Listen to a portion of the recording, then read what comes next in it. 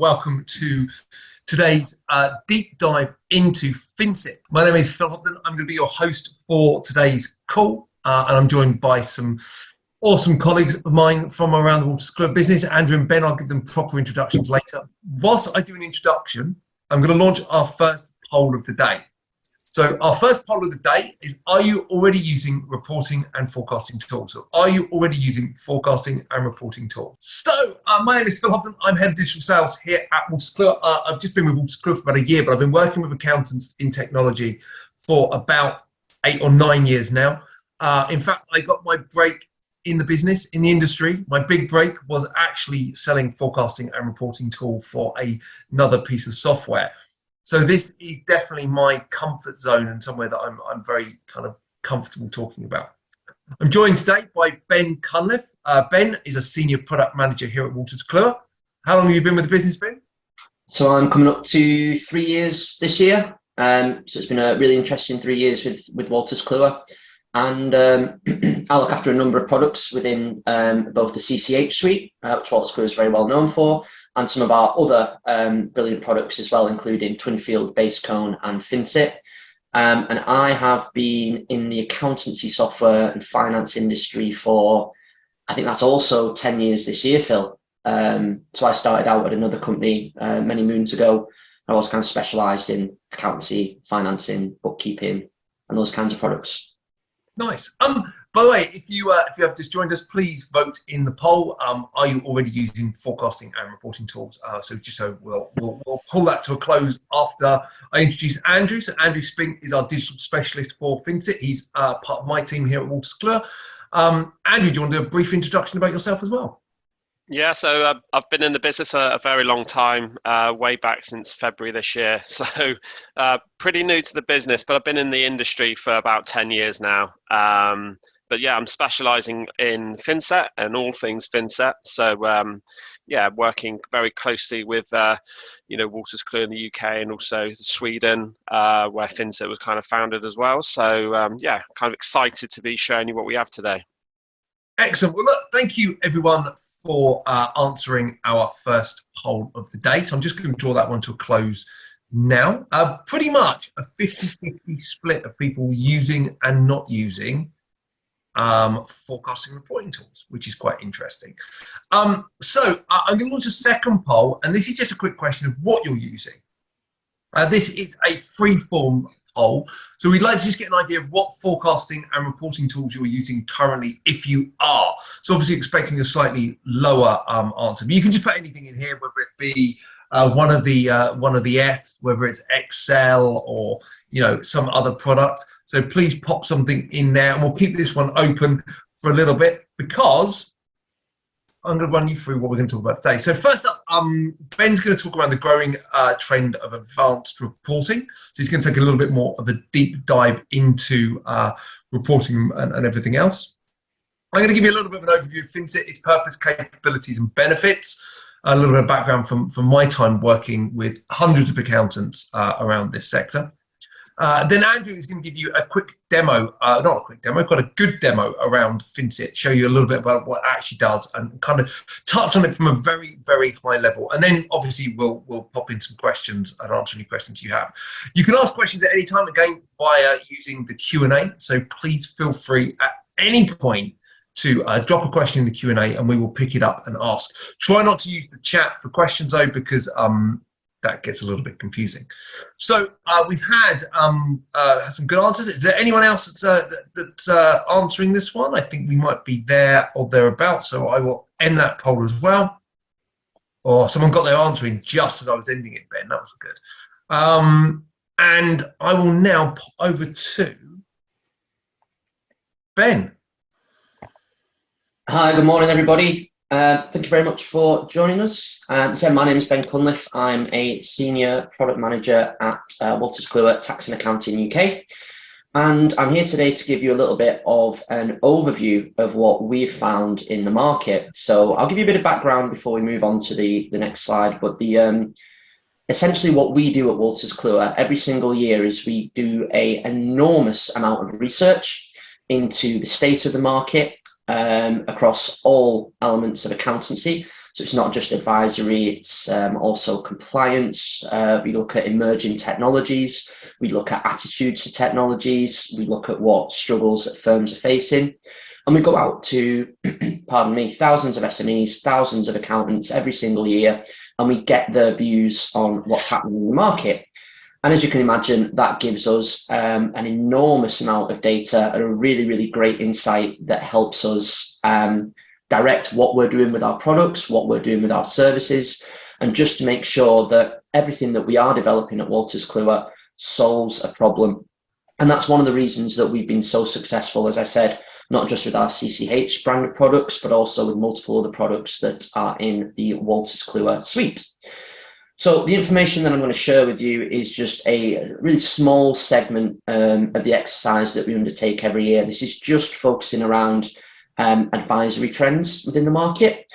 And yeah, hopefully some of you will be able to see this and you'll be able to see how that resonates in your firms across the UK and Ireland as well.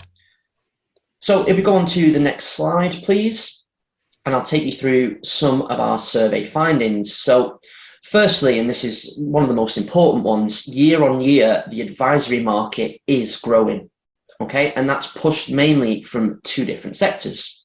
So firstly, we have all of our accountants and our advisors in practice. They're looking to generate more revenue from advisory.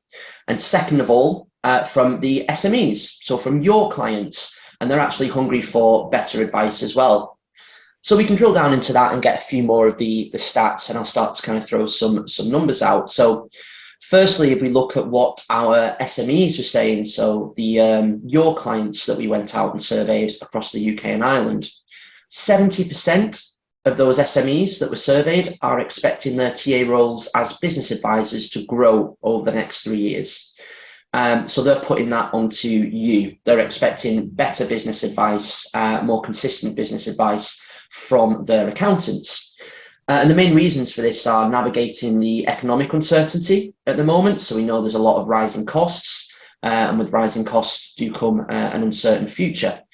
And we also know that SMEs are still feeling commercial and operational impacts of Brexit and COVID-19 as well. So really long-lasting effects there that are driving the need for better advice for SMEs from their accountants. And they are looking to those accountants to help them get through this period as well. 44% of the SMEs that we spoke to stated that good business advice from an accountant they trust is highly important to them. Quite a high percentage as well. It's one of the leading criteria when we find that SMEs are looking for accountants.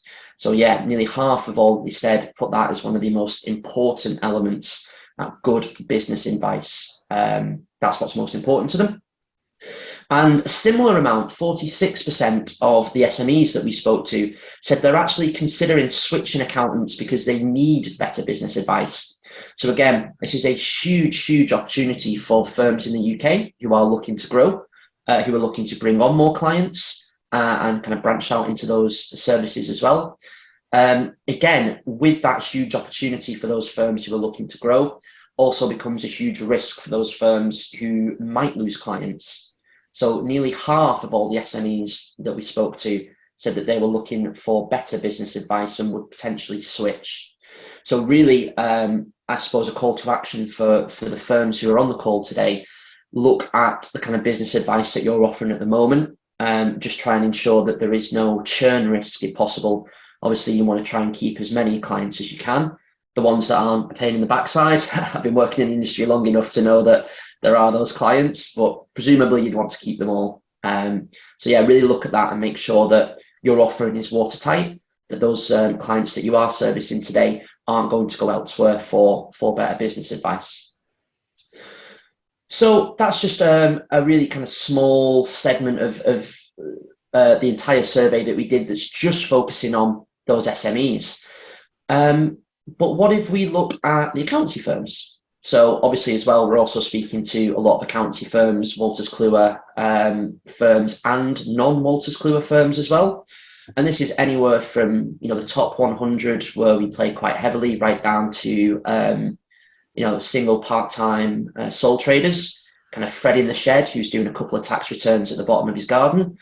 Obviously, we do play in both markets, so we've got a really nice overview of the accountants that we surveyed. So a lot of segments. So when we spoke to those accountants, 25% of those firms, so a quarter, said they are relying on advisory services as a main growth lever to drive the firm's expansion. The 25% quarter there, looking to use advisory to actually grow the firm. And they see this as an opportunity to accelerate growth amongst others, such as M&A. It's obviously buying other practices, buying bunches of clients, price increases, and new client wins as well.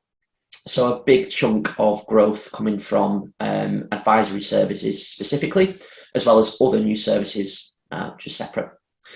And 35% of the firms that we spoke to are actually looking to purchase software to help them begin to offer advisories to their clients, and also been able to attract new prospects to the firm. And again, I mentioned that we undertake all this research to ensure what we're doing is right. Software development is it's not cheap, it's not quick, and it's not easy. So when we put this money and this time and this resource into developing, we need to know that the market's going to be responsive to it. It's exactly what our surveys are telling us, and also the results that we've had with Finsit across multiple other countries as well. We've got some of the big four using it right across Europe at the moment, which is an incredible feat from our team. When it comes to advisory functionality, so advisory covers a dozen different topics. It's kind of really a catch-all term. So we wanted to drill down and see, what does actually advisory mean? Well, financial planning, budgeting, and forecasting was the most popular advisory service offered in terms of actually firms offering it, and in terms of clients requesting it. And it was the one that was responsible for firm growth. So that was kind of the overall top band in financial planning, budgeting, and forecasting from a TA point of view, from an SME point of view, and from a firm growth point of view as well. So yeah, really great news for us, and you'll see how we deal with that functionality in a little bit later on. And then in second place was management reporting as well. So that was the second most popular, again, in terms of being offered, in terms of being requested, and in terms of a function to drive growth. So really nice, concise management reporting turns those numbers that your clients might not understand because they might not be financial professionals, and turns them into really nice, easy to understand reports. And again, you'll see how we deal with that later. And financial planning, budgeting, and forecasting and management reporting actually beat out a lot of other advisory services, things like insolvency planning, personal and corporate tax planning, industry benchmarking, peer benchmarking, international VAT, and business financing as well. I don't think we have this as a poll, but I'd be really interested if you want to kind of pop this in the chat, and I can have a look shortly. But what kind of services are you looking to offer to your clients? We already cover within Finsit financial planning, budgeting, and forecasting, and management reporting. It'd be really interesting from a roadmap point of view, what's the next thing we're looking at? I'd be really keen to see what the accountants in the audience think today about what they'd like to go and see us go and develop. That'd be really interesting. So that's me done. I hope you found that interesting. We do like to be quite transparent about what we're doing and why we're doing it. And I find those numbers actually really interesting. I'm the kind of guy who gets excited about data. It's like Christmas morning when the census data came out.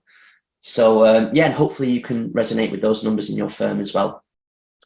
So I will hand back over to Mr. Hobden. Thank you very much. Thanks, Ben. Good little overview. And yeah, look, I think there's some really interesting potential things, and it's really good to get that feedback from the users and people that are out there using these products about what they want to see and where they want the product to go. So yeah, please put some ideas in the chat for Ben. So I'm just going to give you a quick overview of Finsit as a product. So a brief history. This is the real Finsit development team. These are the three people that actually built Finsit. So Finsit was launched in Scandinavia in 2006, founded in 2005. It was acquired by Wolters Kluwer in 2019 and has been launched in the UK and Spain in 2023. with forecasting and a load of new features. Now, UK and Spain are not going to be the last areas within Europe to take on Finsit and launch it. In fact, actually, we're looking at several other areas across Europe. So it's going to be very much, a much more European solution for Wolters Kluwer. Like I said, Netherlands launch to be confirmed or to be decided. I mean, you never know which one round it is, right? So far, 250 practices around Scandinavia, including EY, BDO, Mazars, and Grant Thornton, have signed up to Finsit, servicing over 35,000 SMEs. 100 practices across Spain, servicing over 500. And currently in the UK, we have around 60 to 70 accountants using Finsit. Now, that's not bad for the first few months of Finsit being on the market. The relaunch for the UK took place in April 2020, and Andrew's been working diligently bringing the Finsit message out to the audience out there. But ultimately, what is Finsit? Well, Finsit is a forecasting and reporting tool, and if you've been around kind of the zero space for any period of time, you'll be very aware of these tools, Futurely, Fathom, Float, Fluidly, Spotlight, Castaway, and all these different products have been in this ecosystem for a while. So you might be asking, well, actually, what does Finsit add to that market? And hopefully Andrew will be able to kind of show you why we think we have a product that definitely stands out. But whilst I'm doing this, there's a last poll before Andrew does his demo. So just a quick question. Do you feel like you have the tools to be able to discuss your client's performance? So do you feel like you have the tools to be able to discuss your client's performance? I'm going to launch that now. If you could just pop the answers into that whilst I'm just carrying on through these slides. So the one thing that I was kind of really drawn to with Finsit when I first saw it was the ability to create a report, use it once and again and again and again. And it's a major time saver for an accountant to build a report, have smart KPIs and smart measurements within that report. And that report will just instantly be updated every month for your clients. So you build it once, and then each month it will take the most up-to-date data and make that kind of up-to-date and recent for your clients. Really, really powerful. And from an accountant's perspective, it's a great way to replicate this as a service for your customers, your clients. Don't like your bookkeeping reports, customize the content in Finsit. Finsit is highly customizable. And one thing that, again, has been really, really resonating with the audience that we've spoken to so far is the ability to, in fact, Andrew and I were talking to a potential, in fact, an actual customer this morning who signed up with us. One of the things they liked about Finsit was the ability to have really customizable user permissions. And that was something that really appealed to them, and they were like, well, actually, we love that, because what we want to do is build stuff, but not necessarily have our client come in to, fiddle around with it and play around with what we've built. We want to control that, and within Finsit, you can do that. So super customizable. And of course, this year we launched three-way forecasting. So the ability to have proper in-depth three-way forecasting for your clients.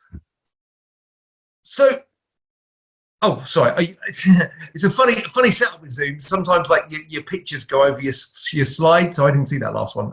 Monitor and report on what makes a business tick with custom KPIs, and the ability to dig into some really, really good customizable KPIs. And again, this is something Andrew will touch on. So ultimately, look, Finsit has some really interesting, unique features, and for sure, for me, I think it makes a compelling argument to why, if you're not doing forecasting reporting, whilst this tool could be that tool for you, and if you are, well, this could present a potentially different solution to what you're used to.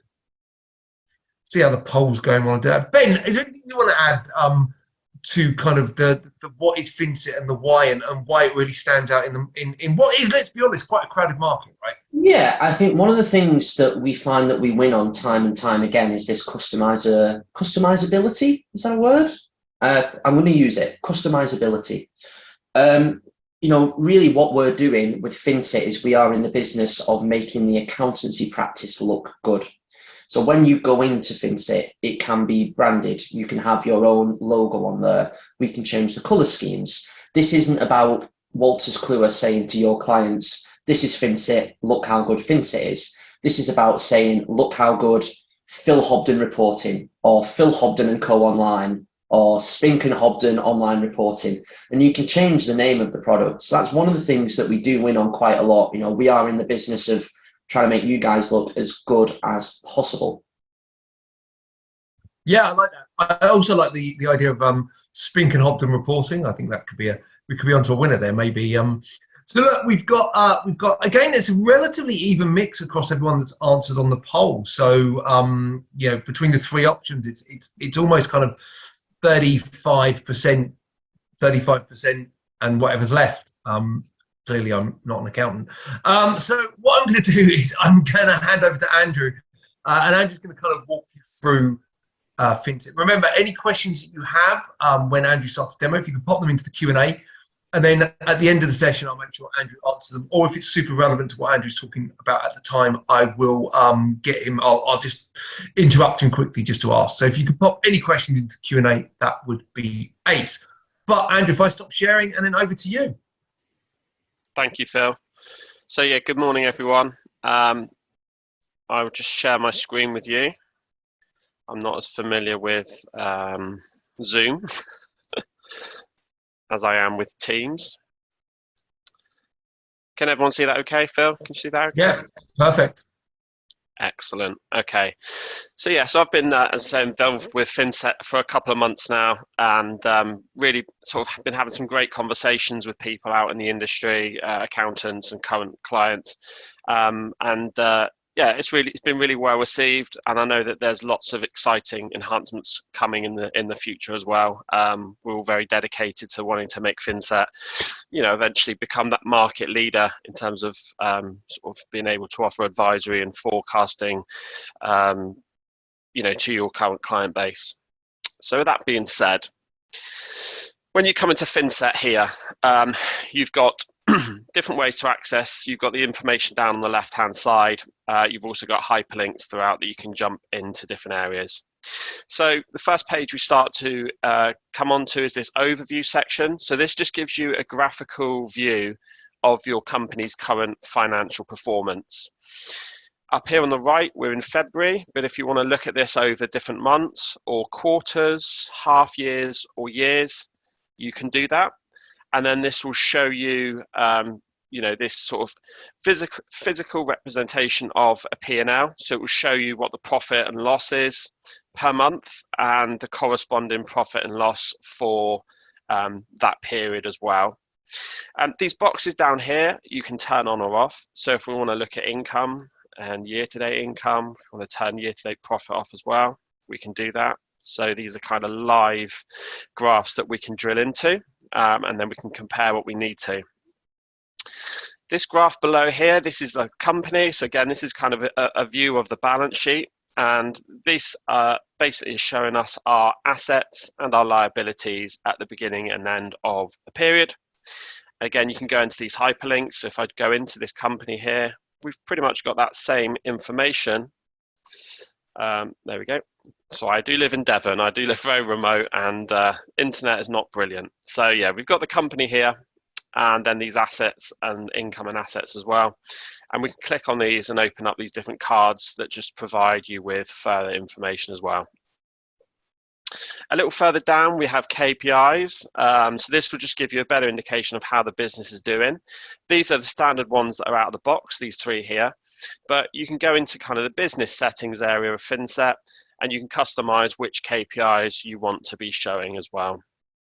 And then down here, we've got top month's income and top month's profit and loss, which we can drill into as well. So that's your sort of overview section of Finsit. Our business tab next, we have business trend and business activity. So if we go into business trend here, this automatically compares the current period, or current year, sorry, with last year's results. So we're comparing this to 2021.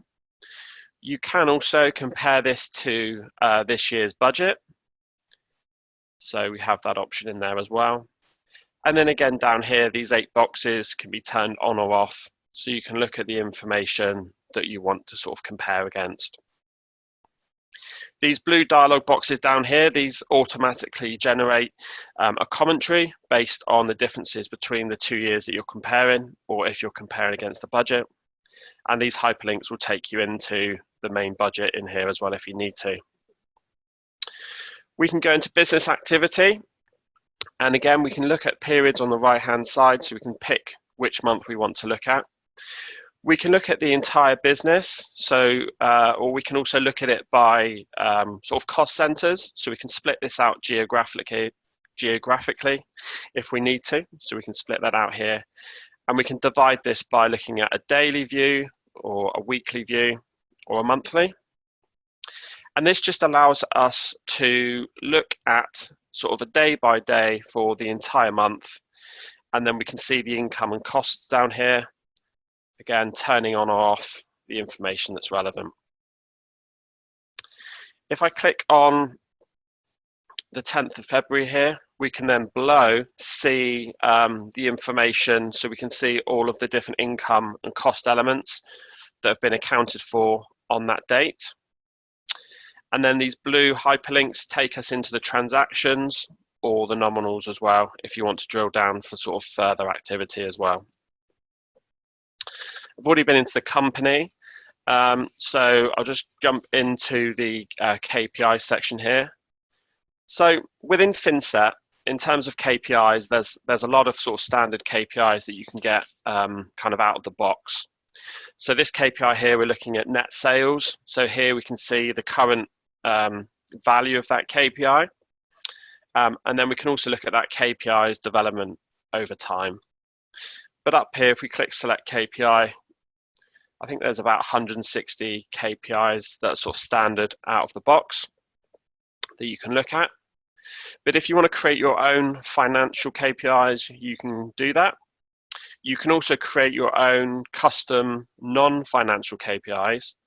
So if you wanted to look at, say, a second-hand car salesman, how many cars they've got in the garage, you could run a KPI for that. I've got one here for how many sales meetings have been booked. And you can drill down by number of periods again. You can look at this geographically. And in here, you can enter values for that information as well.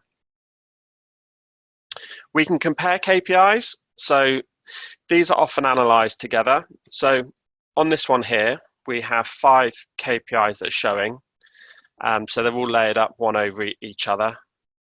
But if we want to turn these on or off, again, we can do so. So we can just see the information that we need. Now these 5 KPIs are these 5 on the right-hand side here. But we can also add more into here that we want to compare against. And if we want to remove, we can just cross these off. So we can make this as small or as large or as detailed as we want it to kind of be.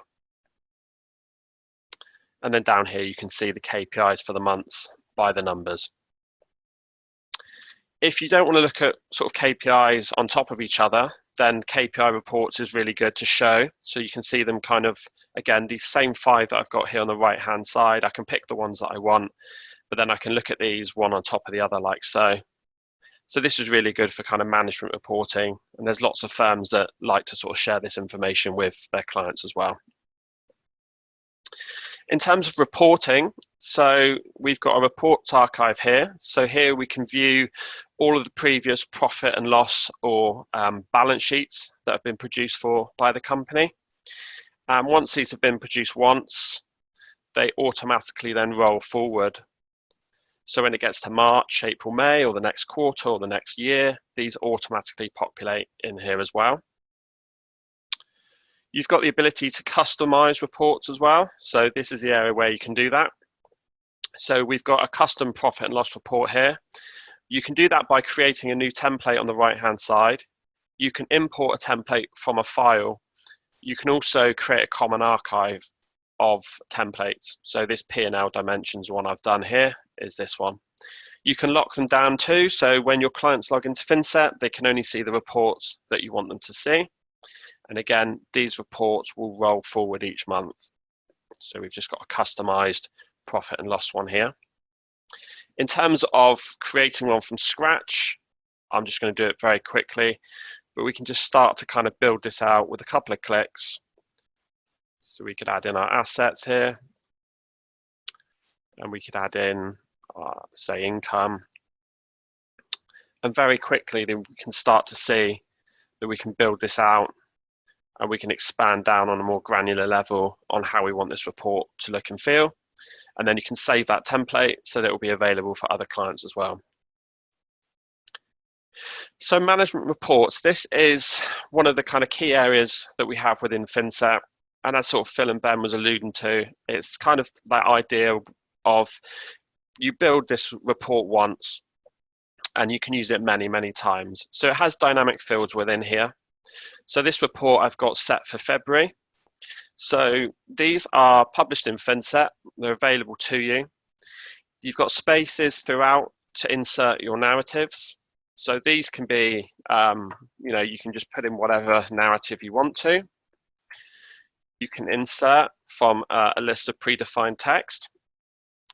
If you want to create your own, you can also do that. So you do that in the business settings. So if I just picked analysis, this is one that we've created before. I think Ben created this one. We've got that in here as well. And you've got the ability to insert KPIs into these reports. So if I went to, I haven't got March, but if I went to January, everything about this management report will then change. So the activity graph is going to reflect for January. The information, including the KPIs, everything's going to change within there as well. And same throughout here. So again, I can just kind of add in other information. We can see the balance sheets. We can see our KPIs. Again, these can be customized to suit. And you've also got attachments. So you've got the profit and loss and balance sheet in there as a default, but you can attach others into there too. You can drag different areas of this report around. So if I wanted KPIs at the top, you could do that. Or you can turn various sections off as well. So once I've created that, in this instance for January, I publish it, send it to the client. When it gets to February, I click on February, and then I can literally click publish unless I want to make any ad hoc changes. And then you're good to go. So in terms of publishing, once we've done that, you can print these reports out. You can export them as a PDF.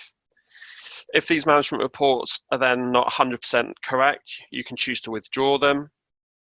You can create a new report from this report. So I've just done that one there. So if you want to use that for another client and you've done all the work on this one, you can use that so you save yourself some time. You can see an event log, so who's been into what. And then even though your clients can log into Finsit and get access to this management report, if you so choose, you can click to send them a customized email. And then when they get that email, there'll be a hyperlink with your branding, which they can click onto, and that will take them into the management reports as well.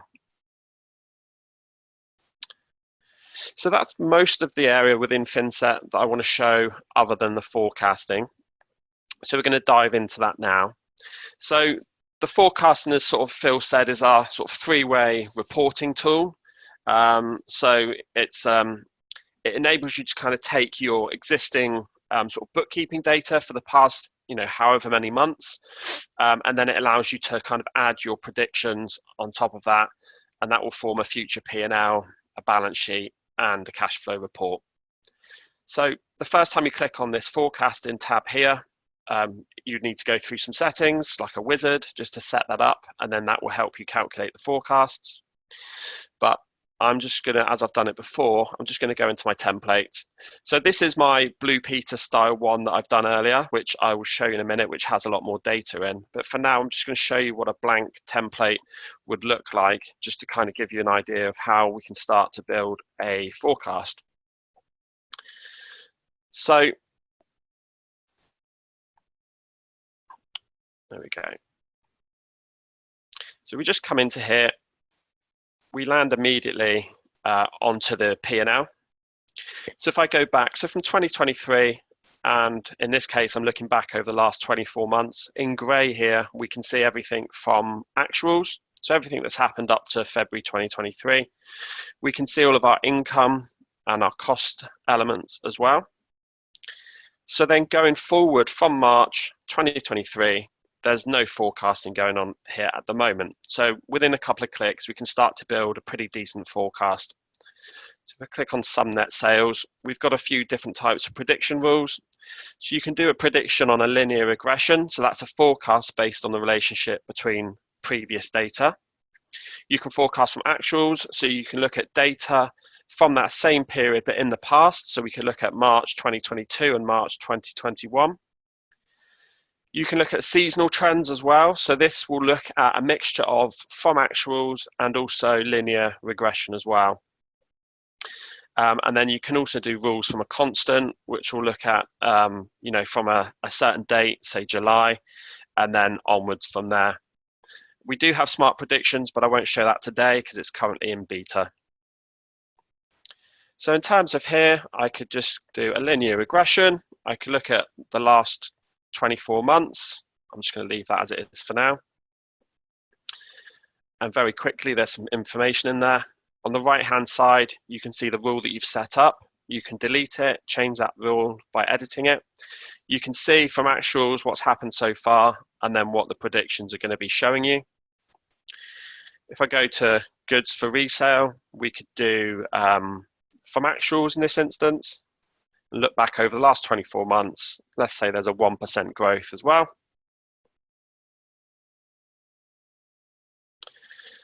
And if we do cost as well, I'll do that looking back over the last 12 months. Let's say there's a growth of 5%. So we've built out a couple of rules there. Now, this rule that I've created here sets that rule for all these nominal rows above. But if I want to override an area, I can do so. So if I go to advertise and marketing, let's say from July, we know that they're going to spend 5,000 per month going forward. Then we can set a constant rule. So we can say they're going to spend 5,000. In fact, let's say every month after that, they're going to up their spend by 1% each month from there. Just create a few examples. So now within, I don't know how many clicks that was for all of those rules, 7 or 8 clicks, we've started to build from March 23 onwards an idea of a forecast. Up here, this tab will show you the forecasted profit for that current period that you're in as well, and they will change as you scroll through. You can go to the balance sheet here, and this will allow you to look at this top section here. So you can look at different equity ratios, and you can also do manual journals from within here as well. So if I wanted to do a sales of an asset, for example, I'm just going to do one because of time.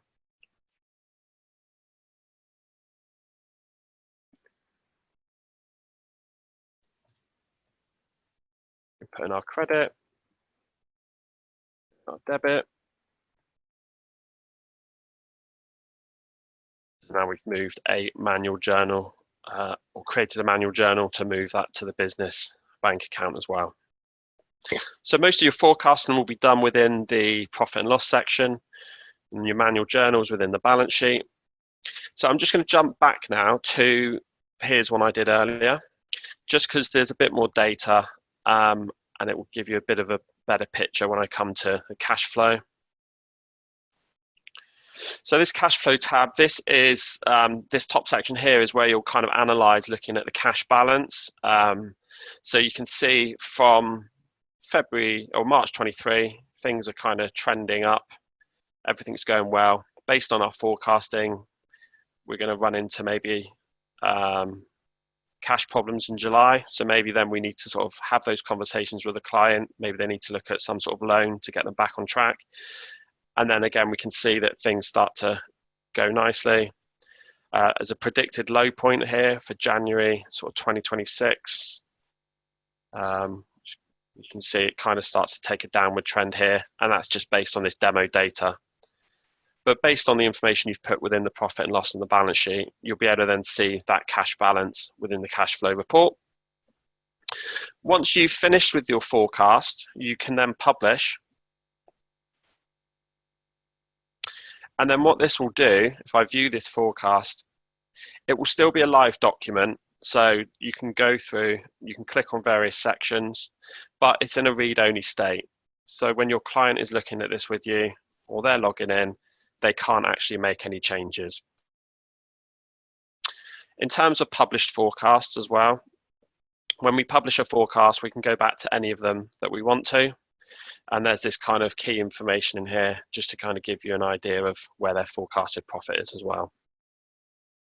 If you need to export, you can also do so on the right-hand side.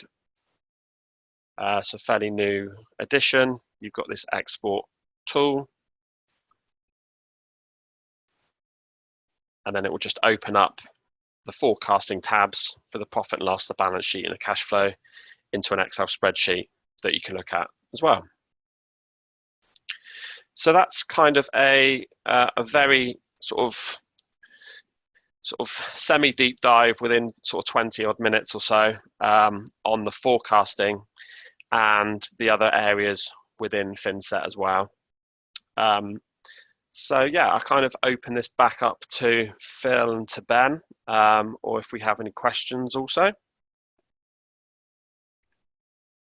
Hey, Andrew. One of the things I want to do just quickly, because I realise that some people have joined in, I just want to rerun the first poll we did. Are you using forecasting and reporting tools currently?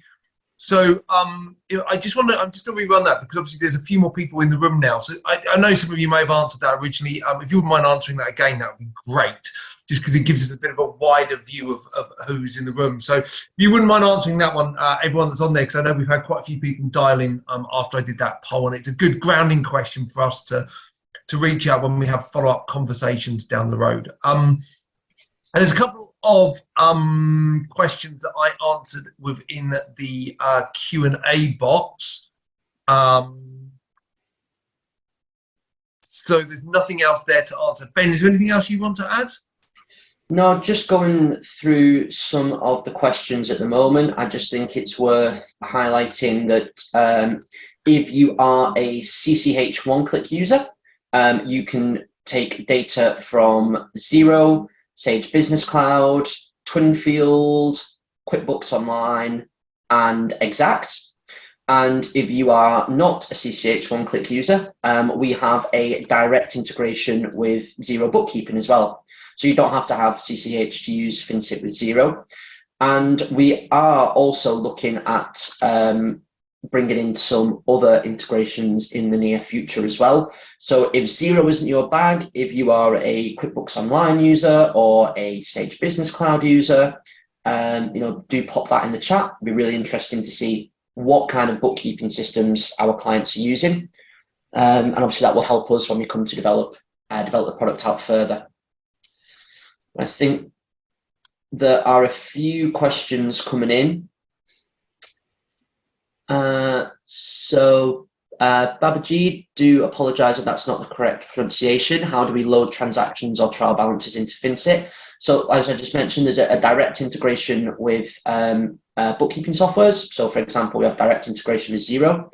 If you're a CCH one-click user, you can also bring in the data from multiple systems using open integration, which is a part of CCH one-click. Like I said, and if you're not a CCH one-click user, you have that direct integration straight from Xero, and more to be completed soon. Can we upload data in a CSV format? No. So a CSV importer is something that we're looking at doing at the moment as well. So yeah, when we're looking at kind of the integrations that we want, the bookkeeping partners we want to partner with, CSV has been one that's come up kind of time and time again. So really, really interesting. Does Finsit cater to particular sectors such as restaurants? Really interesting question. So you can set up different business types within Finsit. So it is quite customizable. So for example, I think on one of my demo accounts, I have publishing houses and media houses and coffee shops, but you can set up those individual types of businesses. Really, really good from a reporting point of view. I think Andrew just had on screen then I've got my media houses as a business type. And then I can go into different KPIs and different management reports, and I can have the presets for those business types. So a little bit of setup, but once you've done it, it's there after that as well. Richard asks, how does Finsit compare with Power BI? That's a really good question. I think with Power BI, there is a lot more manual setup. I think it can be a lot more complicated to use. What we're all about with Finsit is this automation, this build it once, use it many, many times. I think we've said kind of a few times, and clients have agreed that Finsit is more out of the box business intelligence. I think they're kind of our main differences as well. I don't know if there's anything else to add on that point. Do we have any more questions coming through? None at the moment. I've just launched our final poll. So just a quick one, just asking if you'd like Andrew to reach out to give you a bit more of a one-to-one look at Finsit and what it does. Obviously, we'll send you the recording of the video. But actually, if you'd like a little bit more of a one-to-one chat with Andrew, he'd quite happily kind of talk you through it, and where you've got specific business cases that might be able to help. So if you just answer that in the poll, I think we've got another things in the chat, but nothing specific. A few more. Just on that, Phil. Sorry. I think the demo that I've done now is very, very quick, 20 minutes. But I've been doing a lot of really sort of high level demos with people, and especially like around forecasting, they've been really great because I'm clicking on creating various rules, but with kind of very silly examples, whereas they've been giving me really kind of good real world examples. And so we built out, even in a demo, a really good forecast with them, and that's given them a real good understanding of kind of how Finsit works. So I think that's probably better than me clicking on a few fields. I'd love to kind of do a demo with any of you if you're interested, to spend sort of half an hour, 45 minutes, just to go through how it works. And then, that's just going to give you a better understanding of kind of how it can help your clients going forward as well. So that's kind of what I'm doing on a daily basis. So I'd love to sort of show any of you this in further detail. Thanks, Phil. Cool. Well, look, if there's no other questions, I just want to say thank you very much for joining us today. It's always good to have kind of these sessions where we can run through the product in a bit more detail and kind of, show you a little bit more about what it does. We'll be doing a lot more about Finsit as well. And if you are at Accountex, you can pop via our stand. Steph, I know you're there in the background. Do you want to drop me a message or just shout what our stand number is at Accountex? I mean, you can't miss us. We've got a ginormous stand and, everything else, but we'll be at Accountex stand 1460. Phil will be there, Andrew will be there, myself will be there. We'll have a Finsit stand as well, so dedicated purely to Finsit, alongside the Wolters Kluwer stand, where we obviously be showcasing all of our CCH brand products and all of our other Wolters Kluwer products as well. Good. Well, look, thanks for dialing in. Thanks for giving us your time today. It's been great to speak to you all. And if you need anything else from us around Finsit, do not hesitate to reach out. But do pop by the stand, have a demo, and we're going to have a load of other exciting stuff happening on the stand, including talks across the 2 days as well. So thanks, everyone, and we'll speak to you soon. Cheers. Bye-bye. Thank you. Bye-bye.